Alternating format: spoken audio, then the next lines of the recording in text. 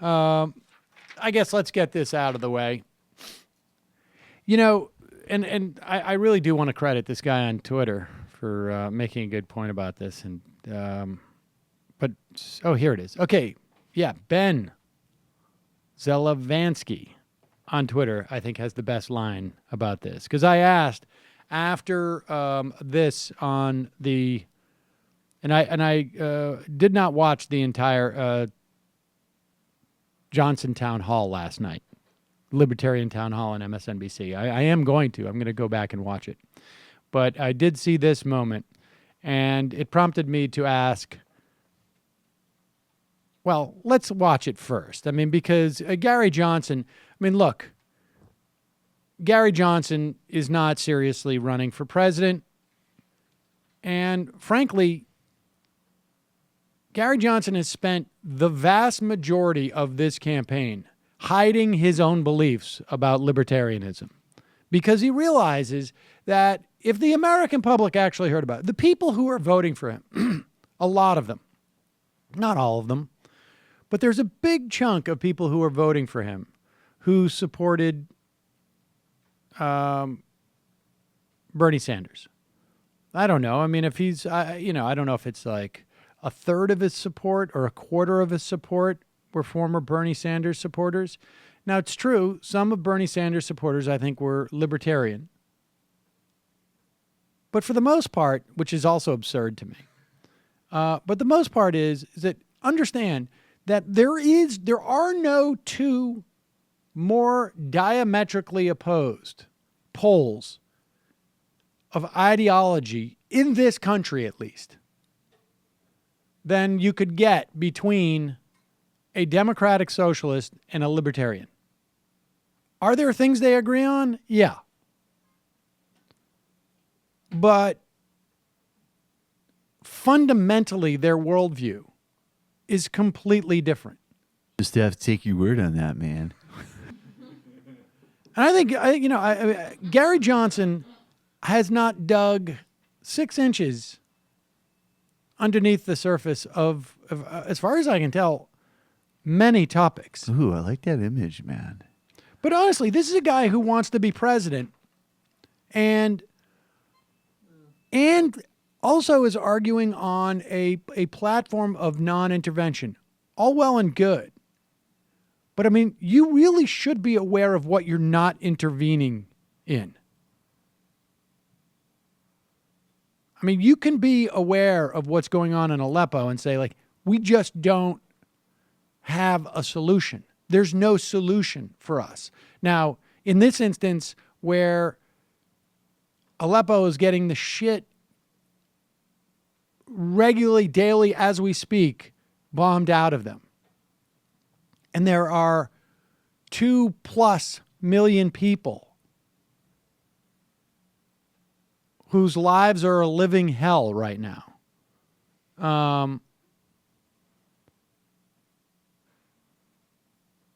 Even if you don't believe that we should intervene there, and I happen not to believe that we should, although we may be able to exert at least some pressure on, I don't know how.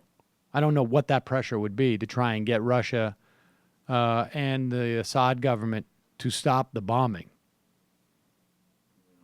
I don't know what it would be. But if you're running for president and you're arguing that we shouldn't get involved at all, you should at least be aware of what you're saying we shouldn't get involved in. And when he was asked what Aleppo was,